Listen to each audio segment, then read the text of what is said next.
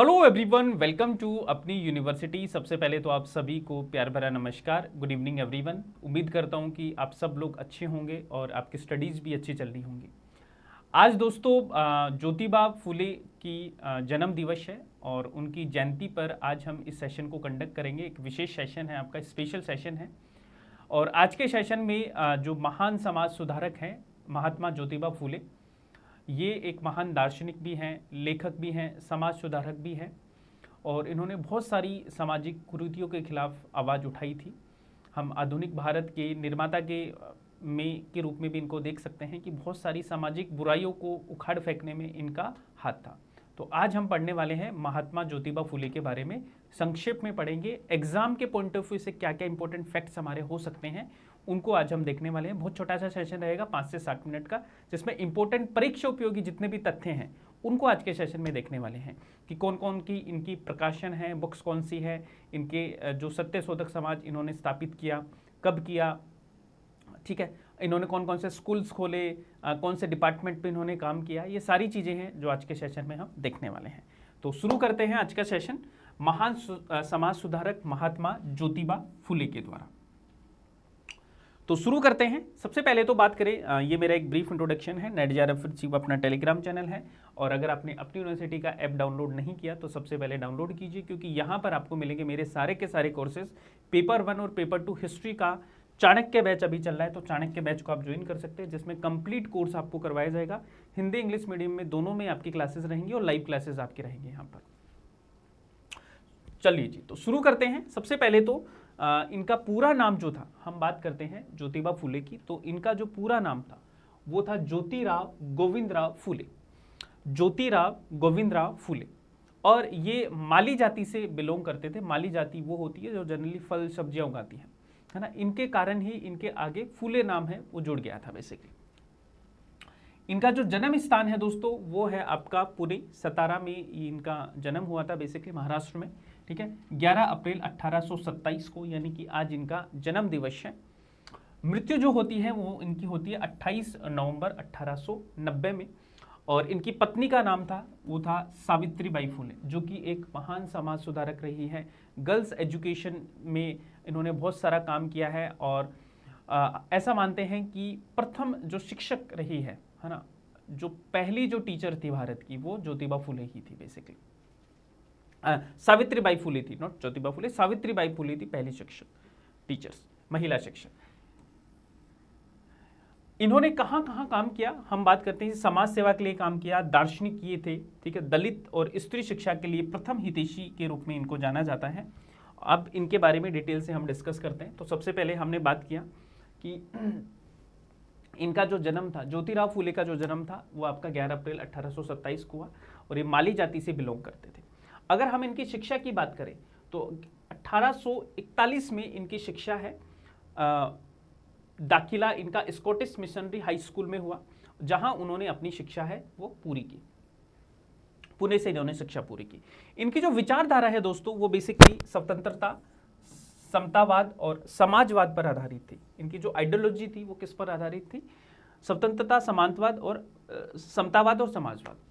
यहाँ पर हम देखते हैं कि भारत में क्रिश्चियन मिशनरीज आते थे, तो क्रिश्चियन मिशनरीज के प्रभाव में आने के बाद में इन्होंने बहुत सारी पुस्तकें हैं जो पढ़ना स्टार्ट किया। तो एक पुस्तक है जिनका इनके जीवन में बहुत गहरा प्रभाव पड़ा था, द राइट ऑफ मैन।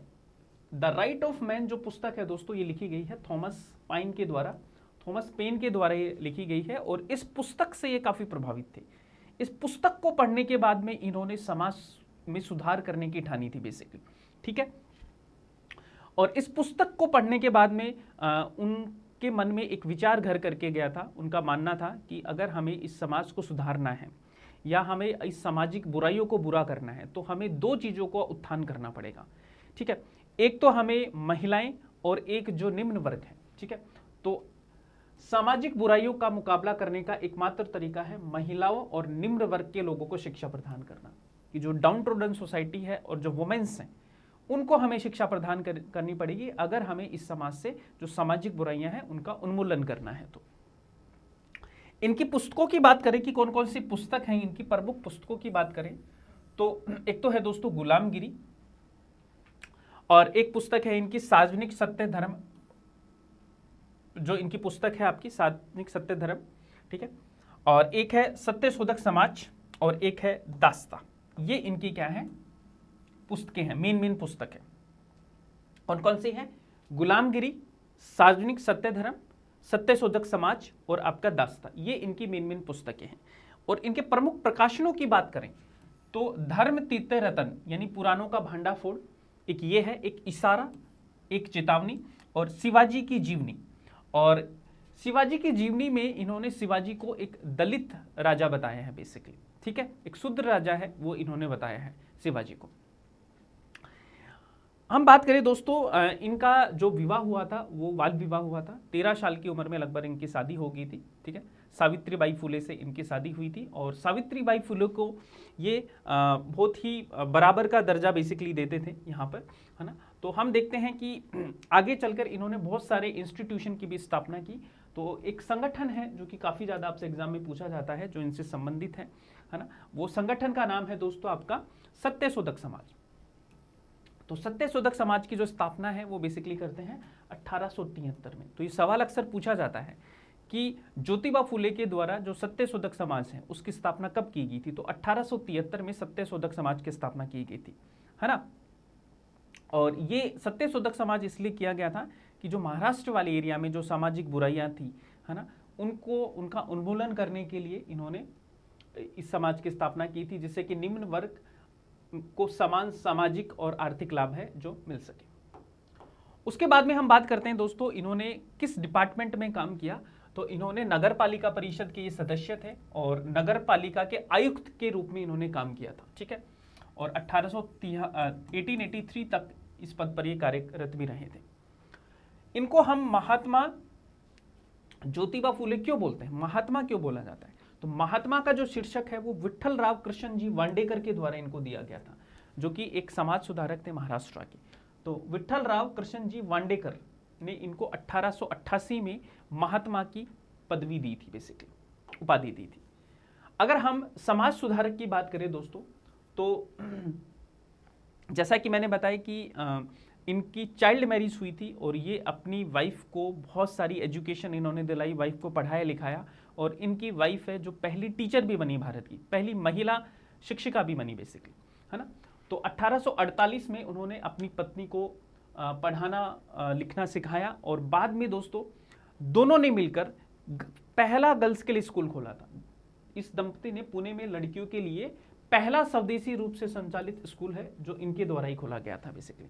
इसकी डेट आपको थोड़ा सा पता होनी चाहिए, ठीक है ना। यहां से सवाल आपके बन सकते हैं, ठीक है, कि कब इन्होंने महिलाओं के लिए पहला स्कूल, पहला स्वदेशी संचालित स्कूल है जो खोला था, ठीक है। दूसरी चीज दोस्तों, ये लैंगिक समानता में विश्वास रखते थे। तो जितनी भी सामाजिक गतिविधियां होती थी अपनी पत्नी को ही हमेशा साथ रखते थे, ठीक है, जिससे कि लोगों में एक अच्छा मैसेज जाए। और 1852 में इन्होंने 3 गर्ल्स स्कूल भी खोले थे, ठीक है, 3 स्कूल भी इन्होंने खोले थे बेसिकली, ठीक है। गर्ल्स नहीं, आम स्कूल खोले थे तीनों, लेकिन 1857 की क्रांति होने के कारण, धन की कमी के कारण ये तीनों स्कूल बंद हो जाते हैं दोस्तों, ठीक है। दूसरी चीज दोस्तों, इनकी जो वाइफ थी, है ना, उन्होंने जितनी भी विधवा महिलाएं थी, है ना, और जो आपकी युवा विधवा महिलाएं थी उनके लिए आश्रम खोला इन्होंने, वुमेन विडो के लिए आश्रम भी खोला था इन्होंने, ठीक है। और यहां पर हम बात करें कि ये ब्राह्मण और जो अन्य उच्च जातियां थी, है ना, जो रूढ़िवादी मान्यता को मानती थी और उनका विरोध इन्होंने किया और उनको जो संज्ञा दी वो थी पाखंडी। उनको क्या कहकर बुलाया इन्होंने? पाखंडी। साथ में दोस्तों ये ज्योतिराव फुले जो हैं आपके, है ना, इन्होंने अपने घर के बाहर एक स्नानागार भी बना दिया बेसिकली, ठीक है, बाहर एक सामूहिक स्नानागार बनाया, है ना। और ये बेसिकली इसलिए बनाया था कि सभी मनुष्य के प्रति अपनित्व की भावना है वो उत्पन्न हो और साथ में वो सभी जातियों को एक साथ भोजन कराने की प्रथा भी उन्होंने शुरुआत की थी, जिससे कि सब एक समान रूप से रह सकें। इसके अलावा हम बात करें दोस्तों कि इनके विचारों से हमारे बहुत सारे जो लीडर्स हैं वो प्रभावित थे, जिसमें आपके B.R. अम्बेडकर हैं जो ज्योतिबा फुले के विचारों से काफ़ी प्रभावित थे। महात्मा गांधी जी हैं जो ज्योतिबा फुले के विचारों से काफ़ी प्रभावित हैं और उन्होंने आगे चलकर बहुत सारे सामाजिक उत्थान के कार्य किए थे इनसे प्रभावित होकर, ठीक है। ऐसा बताया जाता है, कई राइटर्स ये बताते हैं कि दलित शब्द का जो प्रयोग है वो पहली बार ज्योतिबा फुले के द्वारा ही दलित शब्द का प्रयोग किया गया था बेसिकली, है ना। इसके अलावा हम बात करें कि उनकी मृत्यु है वो होती है 28 नवंबर 1890 को, और इनका जो स्मारक जो बना हुआ है वो फुलेवाड़ा पुणे महाराष्ट्र में इनका स्मारक है जो बना हुआ है। तो कई बार ये सवाल पूछा जा सकता है कि इनका स्मारक है वो कहाँ बना हुआ है, तो फुलेवाड़ा पुणे में इनका स्मारक है जो बना हुआ है।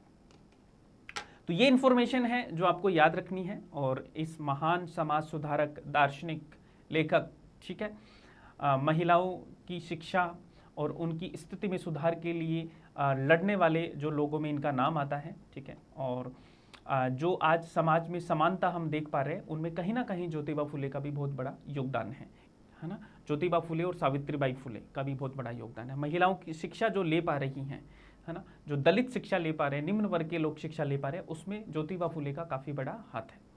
So this is all for today. उम्मीद करते हैं कि आपको ये सेशन पसंद आया होगा।